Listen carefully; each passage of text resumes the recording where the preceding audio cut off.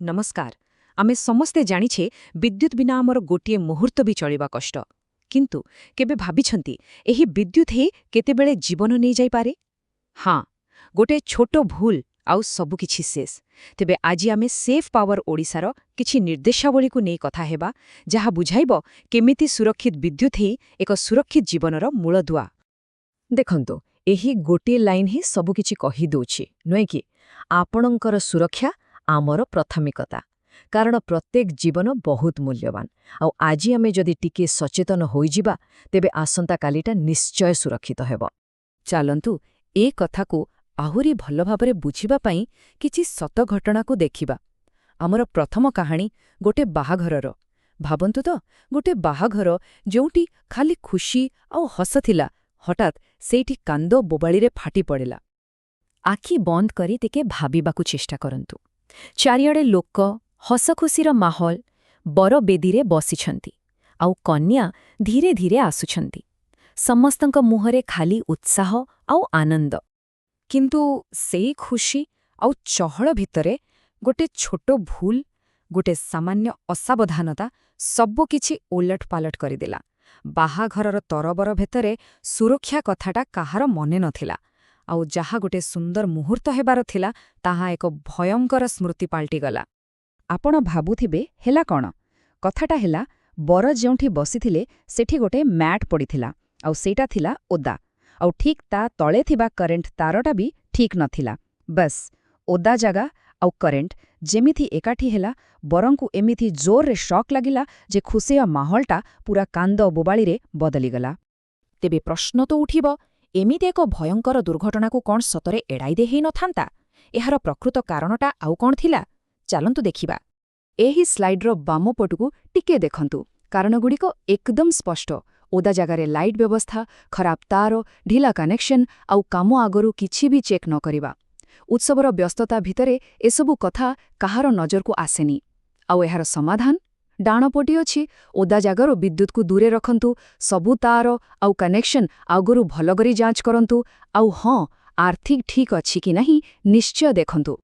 बाहाघर भली बड़ जगरे तो विपद अच्छे, किंतु आमो निज घर जोंठी आमे भाबु आमे सबुठु सुरक्षित, सेठी भी गोटे छोटो भूल केते भयंकर होई पारे। आसंतु आमर द्वितीय घटनारू बुझिबा। भाबंतु घरर गोटे साधारण दृश्य। जणे माँ रोषेई घरे काम करुछंती आउ तांको छोटो पिल्लाटी पाखरे खेलुछि। एमिति तो आम समस्तंक घरे प्रतिदिन हुए, आउ एथिरे विपदटा कोठी अछि बोली आमे केबे भाबुनी। किंतु सेही घरर झरकारे थिबा लोहा ग्रिल पाखरे गोटे छिंडी जाइथिबा विद्युत तार लागि रहिथिला। आउ जेमिति से तारटी से लोहा ग्रिल को छुईला, पूरा ग्रिलटारे करेंट चार्ज होइगला, जहा बाहर को आदौ देखा जाउ नथिला। गोटे अदृश्य मृत्युर फास। हठात काम करू करू सेही माँ को हाथ भूल रे से ग्रिल रे बाजिगला, आउ तांकु जोर रे करेंट मारिला। भगवान का दयारू ठीक समय पदक्षेप निया जिबारू गोटे बहुत बड़ दुर्घटनारू से बर्ती गले। एठी भी से गोटे प्रश्न, निज घर भितरे निज सुरक्षित जगारे एमिते एक जीवन मरण परिस्थिति काहींकी हेला? कोउठी भूल रहीगला? देखंतु, एहार कारण थिला खोला बा छिंडी जाइथिबा तारो आउ ताहा लुहा ग्रिल सह लागिबा, आउ घरे ठीक आर्थिंगर अभाव। एथिरु बंचिबार उपाय बहुत सहज। छिंडी थिबा तारकु तुरंत ठीक करंतु, आउ सबुठु जरूरी कथा, घरे ईएलसीबी किंबा एमसीबी भली सुरक्षा डिवाइस निश्चय लगांतु। एगुड़िक एमिति जिनिस जहा किछि भी गड़बड़ हेले सांगे सांगे लाइन काटी दिए आउ जीवन बंचाई दिए। घर भितरर कथा तो आमे जानिले, किंतु जानिछंती घर बाहारे खोला जागारे भी विपद लुचिकी थाए। चलंतु आमर तृतीय घटना देखिबा। जणे युवक किछि काम पाई गोटे लंबा लुहा पाइप नेकी जाउथिले। एमती तो आमे देखु लोक माने नेकी जानती, एकदम साधारण कथा।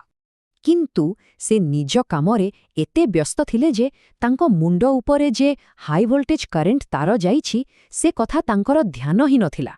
आउ तांकर ए टिक्क भूल गोटे बड़ विपद को डाकी आनुथिला। आउ जहा डर थिला सेया ही हेला। लंबा लुहा पाइपटा भूल रे ऊपरे जाइथिबा तार को छुईदेला। बास सेही मुहूर्तरे एक भयंकर दुर्घटना घटिला, आउ से युवक जनक गुरुतर भावे आहत हेले। ଏଠି ମୂଳ କାରଣ କ'ଣ?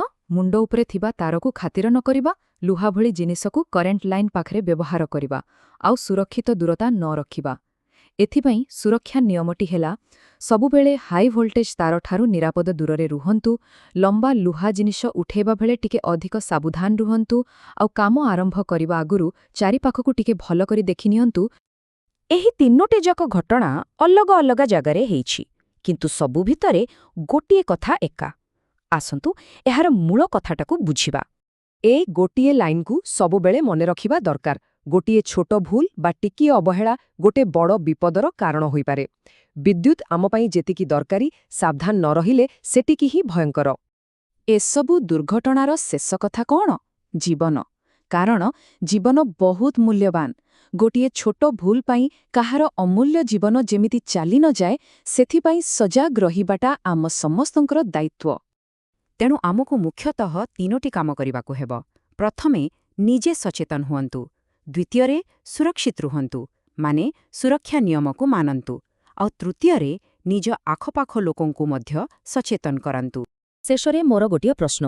ଆଜି ହିଁ ଟିକେ ନିଜ ଘର ଚାରିପାଖକୁ ଦେଖନ୍ତୁ ଆଉ ନିଜକୁ ପଚାରନ୍ତୁ, ଆପଣଙ୍କର ପରିବାର ବିଦ୍ୟୁତ୍ ଦୁର୍ଘଟଣାରୁ କେତେ ସୁରକ୍ଷିତ? କାରଣ ମନେ ରଖନ୍ତୁ, ସୁରକ୍ଷିତ ବିଦ୍ୟୁତ୍ ହିଁ ସୁରକ୍ଷିତ ଜୀବନ। ଧନ୍ୟବାଦ।